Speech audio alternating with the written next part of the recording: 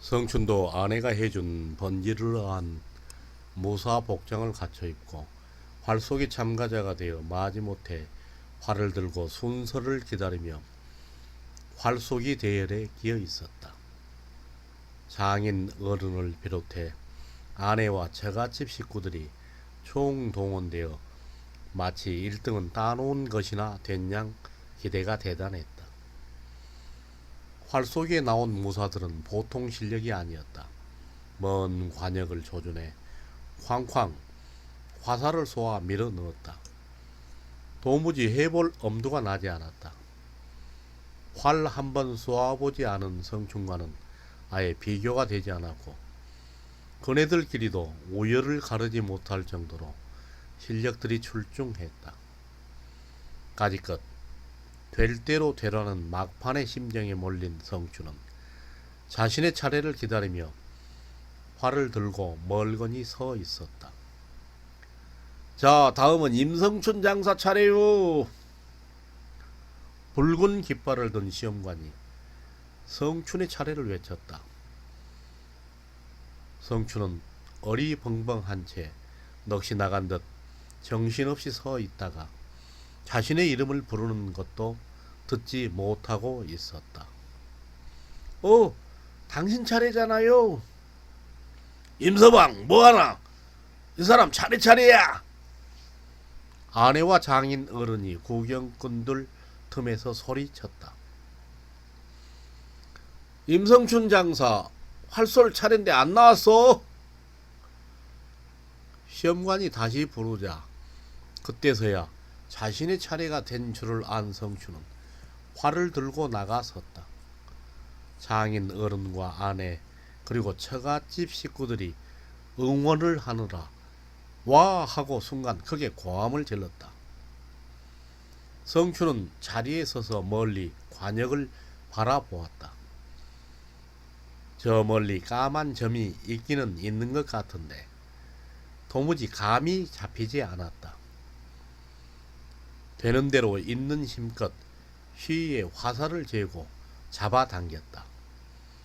그리고 한쪽 눈으로는 관역을 겨냥하려 안간힘을 썼다. 그렇게 활 휘를 단단히 늘어뜨리고 성춘은 그 한 점 관역을 노려보려고 용을 썼다. 그런데 어디에도 관역은 보이지 않았다. 성춘은 관역을 찾으려고 어깨에 잔뜩 힘을 주고 휘를 팽팽하게 당긴 채 그렇게 돌장승처럼 서 있기만 하는 것이었다. 이제나 저제나 그 참새 옷을 해 입었던 기가 막힌 실력을 보일 것만 잔뜩 기대하고 있던 장인 어른과 아내 그리고 처갓집 사람들은 숨을 멎고 식은땀을 흘리며 지켜보고 있는데 도무지 활은 쏘지 않고 버티고만 서 있는 것이었다.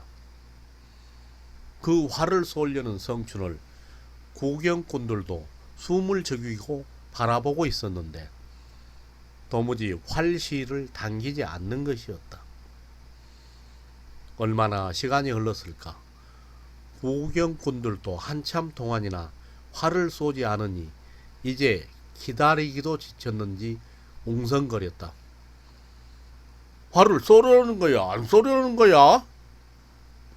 뭐야, 잔뜩 잡아당기고만 있으면 뭐해? 야, 쏴라, 쏴! 그렇게 야유하는 소리를 들었는지 안 들었는지 성춘은 아랑곳하지 않고 그대로 활시만 당기고 우뚝 서 있었다. 높은 단 위에서 임금님과 조정 대신들도 활토에서 지지부진한 모양을 보고는 도대체 어느 놈인가 하고 답답하게 여기는 터였다. 구경꾼들이 더는 못 기다리겠다는 듯 이제는 야유를 하며 술렁거렸다. 도무지 화살을 쏘지 않으면 아니 될 지경에 이르렀는데도 그냥 성춘은 그렇게 보활한 듯이 활시만 힘껏 당기고 서 있었다. 여기저기서 이제나 저제나 기대하고 바라보고 있던 구경꾼들이 더는 참지 못하고 금방이라도 달려들어 요지경이라도 낼 양으로 사나운 욕사발을 터뜨리며 성난 고함을 질러댔다. 그때 성춘 옆에 서 있던 시험관도 아무리 기다려도 활은 쏘지 않고 버티고 서 있기만 하는 성춘을 보고 가슴이 답답했다. 더구나 임금님이며 조정의 대신들이 다 나와 보고 있는 터라 더 이상 시합을 지체할 수는 없는 일이었다. 에이 네 사람아, 쏠려면 빨리 쏴! 시험관이 화가 잔뜩 나서 더 이상 참지 못하고 고함을 지르며 성춘의 뒤통수를 사정없이 냈다 갈겼다. 순간 화살은 성춘의 손을 빠르게 빠져나가며 핑! 먼 하늘로 높이 솟구쳐 올랐다.